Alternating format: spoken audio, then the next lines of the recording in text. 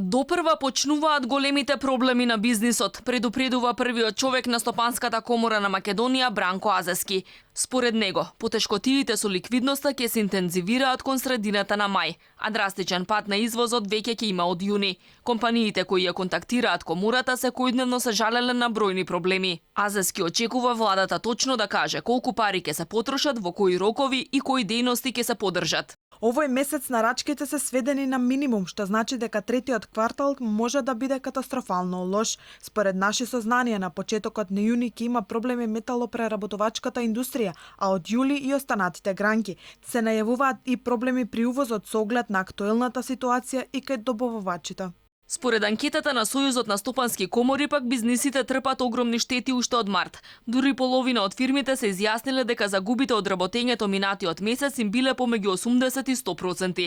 На 40% од компаниите обемот на работа им бил намален за повеќе од 80%. 15% од фирмите веќе поделиле откази. Од комората велат дека ако состојбата не се смени и нема соодветни економски мерки, скоро половина од бизнисите ќе го намалат бројот на вработени. Најголем дел од предпријатијата, односно 86%, сметаат дека економските мерки кои ги донесе владата не се во согласност со потребите на стопанството и нема да исполнат целта да се преброди состојбата. Вкупно 65% од предпријатијата одговориле дека се уште немаат аплицирано за дел од понудените економски мерки за справување со кризата донесени од владата, 19% аплицирале, а 16% воопшто не планираат да аплицираат и да користат економски мерки.